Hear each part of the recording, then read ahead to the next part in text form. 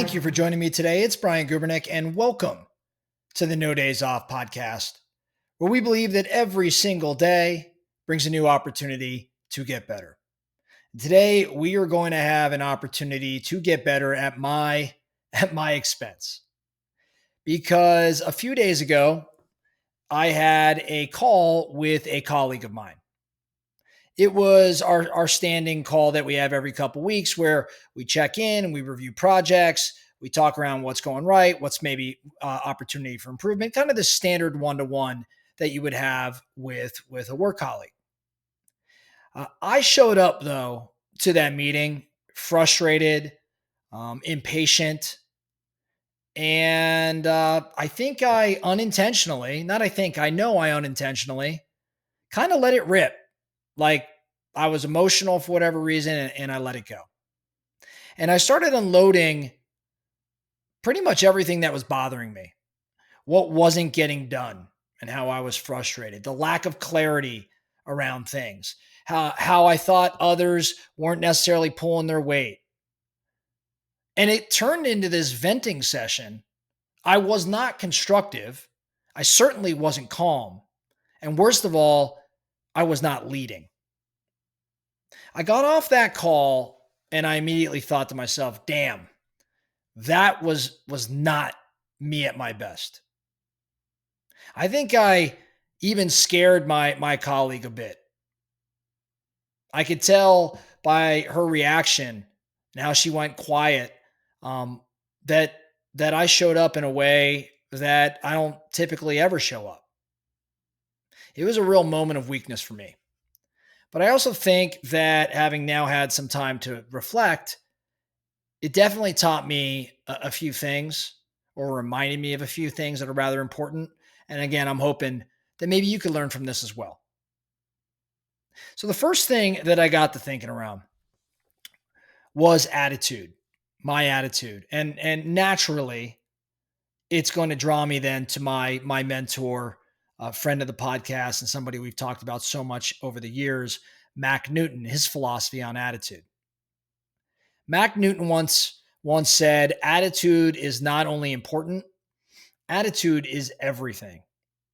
I mean, my kids literally have posters hanging up in their room from Mac Newton that say attitude is everything on it. And that always sounded really good to me.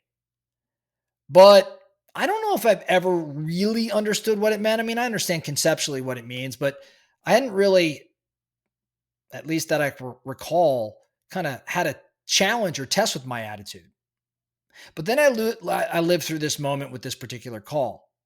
And Mac taught me that attitude isn't something you're born with or something you're stuck with. It's built from your expectations about outcomes. Let me restate that one more time. Mac said, your attitude is not something you're born with or something you're even stuck with. It's built from your expectations about outcomes. If you expect things to go poorly, then you're going to show up guarded, tense, annoyed. You're going to carry a bad attitude. And if you expect things to go well, you're probably confident, you're open, you're collaborative. You likely carry a good attitude. I think it's that simple. But here's the real key. I think winners create their expectations in advance. They decide ahead of time, this is going to go well. I'm going to find a solution. I will lead this. I think that's how these leaders, those winners, I should say, build a strong, positive mental attitude, one that serves them no matter what. To Mac's quote, a positive mental attitude is absolutely essential for experiencing consistent success. Now, after reflecting on that conversation, I realized it wasn't just about my attitude. It was also about my ownership, or I should say lack thereof. And if you're going to talk about attitude, you think Mac Newton. If you talk about ownership, particularly extreme ownership, then you got to think about Jocko Willink. Second part of the equation here. When I snapped, I wasn't just bringing the wrong attitude. I was abandoning ownership. And that's not something I typically do. But I again, as I reflect, I was abandoning ownership. And Jocko Willink teaches that there are no bad teams. There's only bad leaders. Now, that doesn't mean that everything is your fault, but it is your responsibility. And in that moment, that conversation, I think I was probably blaming others for unclear expectations or for inaction or for miscommunication. But the real truth, I think, I hadn't really clarified what needed to be done by me, by myself. I hadn't really clarified expectations that I should have or they should have, others should have of me. I hadn't stepped up. I hadn't led anybody. I hadn't led myself. I think extreme ownership means looking in the mirror every time. And I think it's about saying, where did I drop the ball? What didn't I communicate? What culture did I allow or am I actively participating in? What's my DNA here? And by the way, if I find that maybe I'm not influencing any of it, okay, then the question becomes, it's still on me. It's still on me. Doesn't mean everything's my fault. It just means it's my responsibility to go solve for it, to go find a solution. I think the most important question would be, how do I fix this moving forward, regardless of the variables? That's the extreme ownership concept. Now, what's the connection here between the two, attitude and ownership? I think this is where the two ideas overlap. When I carry a bad attitude and I'm expecting things to not go the right way, I think I saw myself blaming others for it. And when I carry a great attitude and extreme ownership, I expect success. And as a result, I want to lead the charge to create it.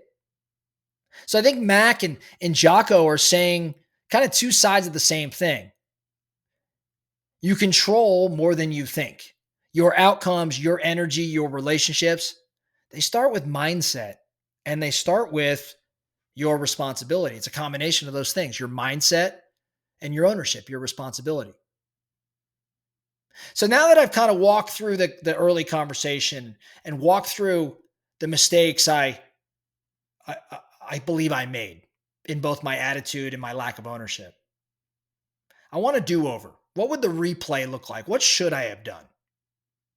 I think if I could do it over again, I'd show up to that call with a totally different tone.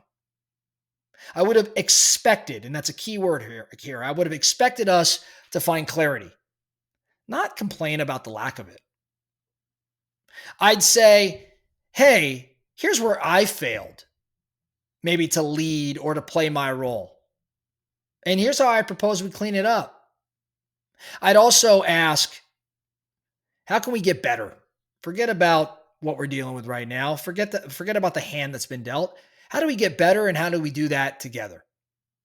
See, that's the kind of leader I want to be. And I think honestly, that's the leader that my company and my people and those I have the opportunity to influence deserve.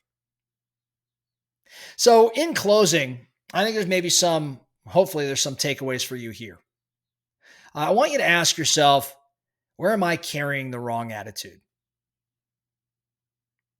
What am I expecting that's shaping my mindset? And then lastly, what have I been blaming others? What have I been blaming others for that maybe I need to own? Pick a tough situation this week and run through it with this Mac and Jocko filter. Am I expecting the best and am I taking full responsibility? Is my attitude right and am I owning it? If you're not expecting the best, if you're not taking full responsibility, great. This is an awareness exercise. Now you get to adjust. You get to lead better. You get to show up better. And that's just a matter of doing some work. On that note, that's all I have for you today. The No Days Off podcast. Thank you so much for listening. And remember, every single day brings a new opportunity to get better. So let's get after it.